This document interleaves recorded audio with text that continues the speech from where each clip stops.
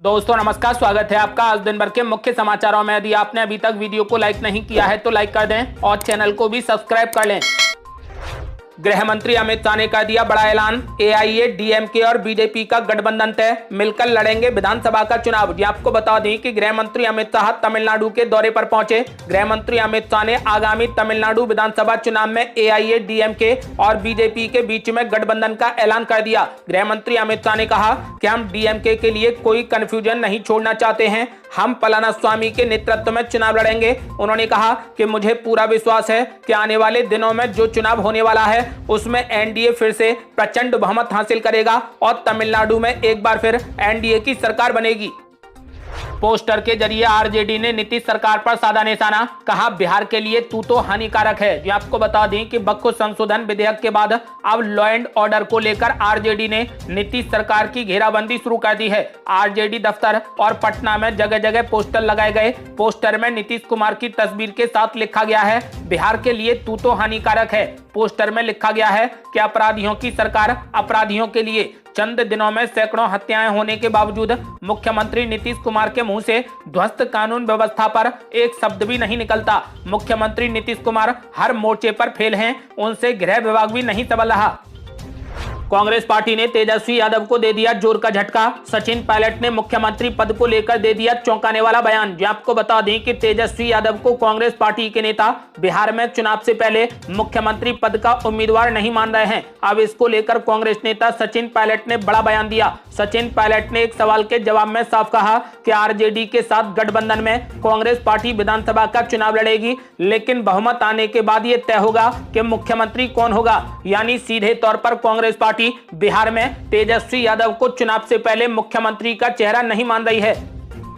कन्हैया कुमार ने गृह मंत्री अमित शाह पर बोला बड़ा हमला। अमित शाह का दावा कर दिया खारिज। बोले तहब्बुर राणा का प्रत्यार्पण बीजेपी की एक बड़ी चाल है। जी आपको बता दें कि कन्हैया कुमार ने गृह मंत्री अमित शाह पर जमकर हमला किया। कन्हैया कुमार ने मुंबई आतंकी हमले के मास्टरमाइंड तहब्बुर राणा के प्रत्यार्पण को लेकर बड़ा बयान दिया। उन्होंने साफ कहा कि 2008 के मुंबई आतंकवादी हमलों के मुख्य आरोपी तहब्बुर राणा का अमेरिका से प्रत्यार्पण बीजेपी की एक बड़ी चाल है, ताकि विभिन्न वादों को पूरा करने में केंद्र सरकार की विफलता से जनता का ध्यान भटकाया जा सके। कन्हैया कुमार ने गृह मंत्री अमित शाह के इस दावे को भी खारिज कर दिया कि तहब्बुर राणा का प्रत्यार्पण प्रधानमंत्री नरेंद्र मोदी के नेतृत्व वाली सरकार के लिए एक बड़ी कूटनीतिक सफलता है। कन्हैया कुमार ने साफ कहा कि भाजपा के पास में बताने के लायक कोई उपलब्धि नहीं है, इसीलिए वो किसी न किसी बहाने से जनता के मुद्दों को भटकाने की कोशिश करती है और बक्खु संशोधन विधेयक भी इसका एक और बड़ा उदाहरण है।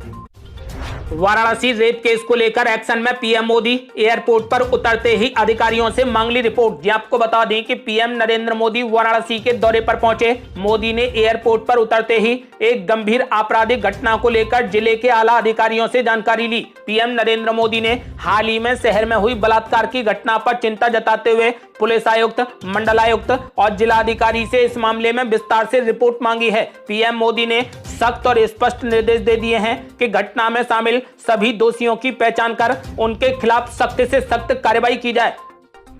बक्खु कानून के खिलाफ सड़कों पर उतर आए मुसलमान। कोलकाता, मुंबई, श्रीनगर और जयपुर में हुआ जोरदार प्रदर्शन। आपको बता दें कि बक्खु कानून के खिलाफ देश के कई राज्यों में मुस्लिम लगातार प्रदर्शन कर रहे हैं। पश्चिम बंगाल, मध्य प्रदेश, मुंबई, श्रीनगर सहित कई राज्यों में इस कानून के खिलाफ मुस्लिम संगठन के लोग अब सड़कों पर उतर आए हैं और जमकर प्रदर्शन भी कर रहे हैं। कोलकाता के आलिया यूनिवर्सिटी के छात्रों ने नए बक्खु कानून के विरोध में रैली निकाली और इसे वापस लेने की मांग की। छात्रों ने कैंपस के अंदर मार्च निकाला और जमकर नारे भी लगाए। न्यूज एजेंसी पीटीआई की रिपोर्ट की बात करें तो रैली में शामिल एक छात्र ने कहा कि बीजेपी सबका साथ सबका विकास की बात करती है, लेकिन एक समुदाय के साथ बड़ा भेदभाव किया जा रहा है। तहब्बुर राणा को भारत लाए जाने पर जनता ने पीएम मोदी को कहा थैंक यू। सड़कों पर तख्तियां लेकर निकले लोग। आपको बता दें कि पीएम नरेंद्र मोदी के वाराणसी दौरे से पहले शहर में एक विशेष धन्यवाद मार्च का आयोजन किया गया। ये मार्च मुंबई आतंकी हमले के मास्टरमाइंड तहब्बुर हुसैन राणा को अमेरिका से भारत लाने की प्रक्रिया होने पर प्रधानमंत्री के प्रति आभार जताने के लिए निकाला गया। मार्च का नेतृत्व बीजेपी पिछड़ा वर्ग मोर्चा काशी क्षेत्र के क्षेत्रीय उपाध्यक्ष अनूप जायसवाल ने किया। कार्यकर्ताओं ने हाथों में तख्तियां लेकर पीएम नरेंद्र मोदी के समर्थन में जमकर नारे लगाए और उन्हें देश की सुरक्षा के लिए किए जा रहे प्रयासों के लिए धन्यवाद दिया।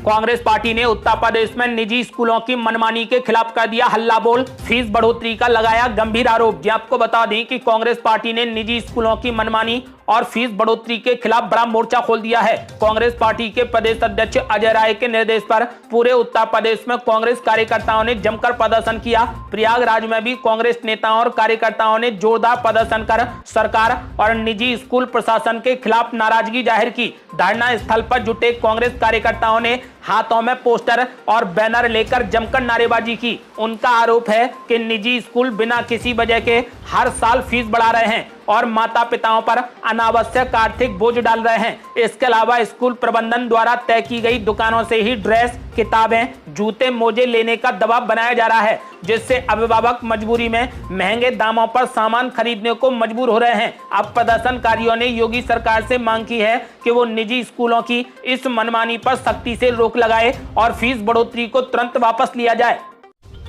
तहब्बुर राणा के प्रत्यार्पण पर फारूक अब्दुल्ला ने बीजेपी सरकार की बधाई, बोले मुबारक हो, किसी को तो लेकर आए। जी आपको बता दें कि मुंबई आतंकी हमले के आरोपी तहब्बुर राणा को भारत लाए जाने को लेकर विपक्ष की तरफ से भी सराहना की जा रही है। इस बीच नेशनल कॉन्फ्रेंस के अध्यक्ष फारूक अब्दुल्ला का भी बड़ा बयान सामने आया। उन्होंने तहब्बुर राणा को वापस लाने पर बधाई तो दी, साथ ही केंद्र सरकार पर कटाक्ष भी कर दिया। फारूक अब्दुल्ला ने कहा कि मुबारक हो, ये किसी को तो लेकर आए। वो जो काला धन आने वाला था और हर किसी को 15-15 लाख मिलने वाले थे, वो किधर चले गए। आपको बता दें कि फारूक अब्दुल्ला ने कहा कि नेशनल कॉन्फ्रेंस वक्फ कानून का विरोध करती है और हम इसके खिलाफ कोर्ट जा रहे हैं। उन्होंने ये भी कहा कि हम वक्फ कानून का पुरजोर मुकाबला करेंगे और विरोध करते रहेंगे।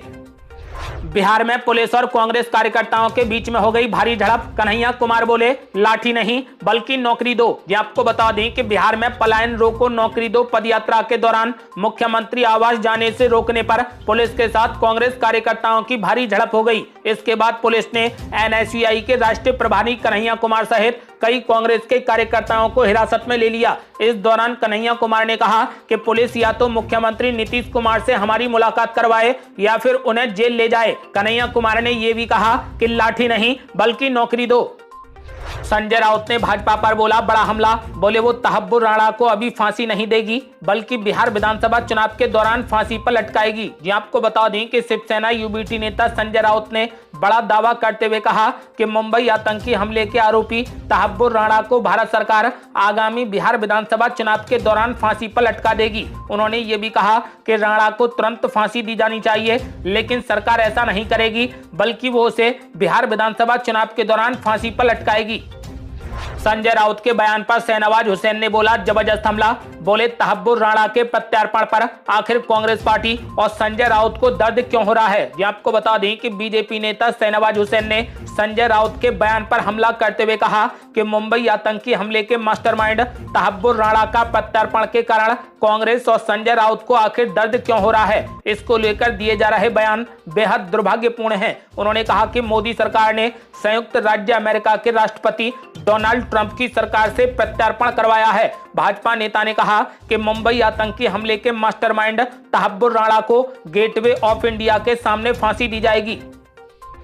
पीएम मोदी ने वाराणसी का किया दौरा, वाराणसी को दे दी 3000 करोड़ रुपए से ज्यादा की सौगात। आपको बता दें कि पीएम मोदी ने वाराणसी का दौरा किया। इस दौरान पीएम मोदी ने वाराणसी में 3000 करोड़ रुपए से अधिक की लागत वाली परियोजनाओं का उद्घाटन और शिलान्यास किया। पीएम मोदी ने कहा कि काशी ने उज्जवल भविष्य बनाने की तरफ कदम रखे हैं। हमारी काशी अब पुरातन ही नहीं बल्कि प्रगतिशील है। उन्होंने कहा कि मैं काशी के प्रेम का कर्जदार हूं। अब काशी पूर्वांचल के आर्थिक केंद्र बिंदु में है। जिस काशी को स्वयं बाबा चलाते हैं वो पूर्वांचल की आर्थिक रस्सी को खींच रही है। पीएम मोदी ने कहा कि ये सारी योजनाएं पूर्वांचल को विकसित बनाने की दिशा में मील का पत्थर बनने जा रही हैं। अपने काशी दौरे पर पीएम मोदी ने विपक्ष पर बोला बड़ा हमला, बोले उनका सिद्धांत है परिवार का साथ और परिवार का विकास। जी आपको बता दें कि पीएम मोदी ने अपने काशी दौरे के दौरान जनसभा में कहा कि सबका साथ सबका विकास का हमारा मंत्र रहा है। हम देश के लिए उस विचार को लेकर चलते हैं जिसका भाव यही है, जो लोग सिर्फ सत्ता हथियाने के लिए, सत्ता पाने के लिए दिन रात खेल खेलते रहे, उनका सिद्धांत है परिवार का साथ, परिवार का विकास। पीएम मोदी ने कहा कि भारत दुनिया का सबसे बड़ा दूध उत्पादक देश है, इसमें 10 साल में लगभग 65% की वृद्धि हुई है। ये सफलता देश के करोड़ों किसानों की है। उन्होंने कहा कि हम देश के सारे डेयरी सेक्टर को मिशन मोड में आगे बढ़ा रहे हैं। पशुपालकों के लोन की सीमा बढ़ाई गई है, सब्सिडी दी गई है, किसान क्रेडिट कार्ड दिया गया है, पशुधन को बीमारी से बचाने के लिए मुफ्त वैक्सीन का अभियान भी हम चला रहे हैं। पीएम मोदी ने साफ कहा कि विपक्ष सिर्फ परिवार का विकास कर रहा है। पक्को कानून के खिलाफ सुप्रीम कोर्ट पहुंच गए कांग्रेस पार्टी के विधायक आरिफ मसूद। इसे रद्द करने की कर डाली बड़ी मांग। आपको बता दें कि मध्य प्रदेश कांग्रेस विधायक आरिफ मसूद वक्फ संशोधन कानून के खिलाफ अब सुप्रीम कोर्ट पहुंच गए हैं। आरिफ मसूद मुस्लिम पर्सनल लॉ बोर्ड के कार्यकारी सदस्य भी हैं और भोपाल सेंट्रल से विधायक भी हैं। सुप्रीम कोर्ट पहुंचने के बाद उन्होंने नए कानून के खिलाफ याचिका लगा दी है। उन्होंने ये याचिका व्यक्तिगत तौर पर दी है। इसमें मांग की गई है कि नए कानून को रद्द किया जाए और अगर जरूरी हो तो वक्फ कानून को नए तरीके से संशोधित किया जाए। आज के लिए बस इतना ही। कल फिर जुड़ते हैं कुछ बड़ी खबरों के साथ। तब तक के लिए नमस्कार।